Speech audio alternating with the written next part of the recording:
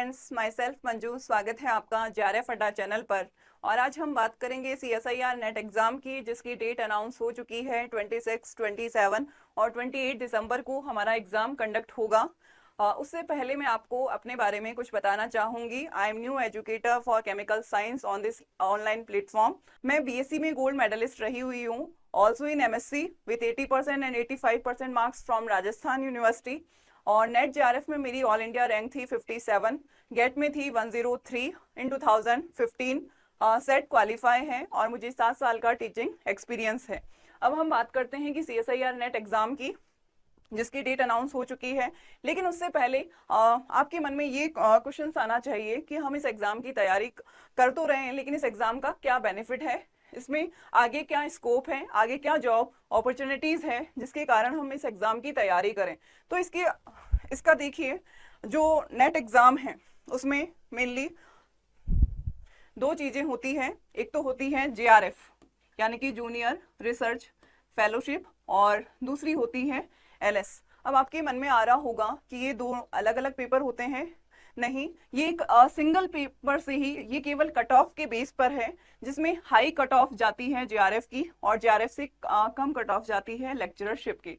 यानी कि मान लीजिए किसी एग्जाम में 55% जेआरएफ की कट ऑफ है, तो 52 से 53% लेक्चरशिप की कट ऑफ होगी। यानी कि केवल कट ऑफ के बेस पर जेआरएफ और लेक्चरशिप, ये दो बातें होती हैं।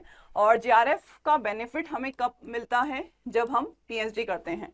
यानी कि हमें जो फेलोशिप मिलती है वो लगभग 38,000 मिलती है प्लस एचआरए, यानी कि एचआरए को मिलाकर 42,000 के करीब हमें फेलोशिप मिलती है पर मंथ की। और लेक्चरशिप के लिए का मतलब है कि आप अगर किसी भी यूनिवर्सिटी, किसी भी कॉलेज में असिस्टेंट प्रोफेसर बनना चाहते हैं, तो उसके लिए एक मिनिमम क्राइटेरिया रखा गया। वो है कि ये एग्जाम आपका क्लियर होगा तभी आप वो फॉर्म फिल कर पाएंगे। जैसे अभी राजस्थान में बात करें, आरपीएससी ने लेक्चरशिप की जो असिस्टेंट प्रोफेसर की जो वैकेंसी निकाल रखी है, उसमें अगर आपका नेट क्वालिफाई है तभी आप वो फॉर्म फिल कर सकते हैं, अदरवाइज नहीं।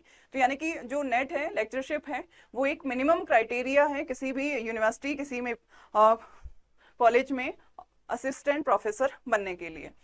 तो सेकंड बात करें हम, आप जेआरएफ यानी कि रिसर्च के फील्ड में जा सकते हैं और रिसर्च पीएचडी करने पर आपको फेलोशिप मिलती है। फिर है एसपीएमएफ फेलोशिप, और ये भी टॉप रैंकर्स को मिलती है। टॉप 10 to 20 जेआरएफ वाले जो होते हैं, रैंकर्स होते हैं, उनको ये स्कॉलरशिप मिलती है, श्यामा प्रसाद मुखर्जी फेलोशिप। थर्ड हो गया आपका लेक्चरशिप, यानी कि नेट का एग्जाम आपका क्लियर हो जाता है तो आप कॉलेज में असिस्टेंट प्रोफेसर, किसी भी यूनिवर्सिटी में असिस्टेंट प्रोफेसर बनने के लिए एलिजिबल होते हैं।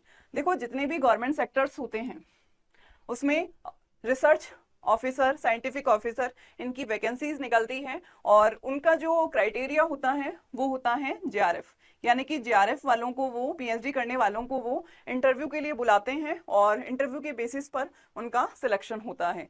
और फिर बात करें हम प्राइवेट सेक्टर की, और प्राइवेट सेक्टर में एग्जाम्पल के तौर पर देखिए, फार्मा कंपनी वाले जो होते हैं वो, अब ऐसा तो है नहीं कि सारे के सारे, जैसे कोई वैकेंसी निकली प्राइवेट सेक्टर में, फार्मा में कोई वैकेंसी निकली और उसमें बहुत सारे कैंडिडेट एक पोस्ट के लिए जाते हैं, तो वरीयता किसको दी जाएगी, प्रेफरेंस किसको दी जाएगी, जेआरएफ वालों को।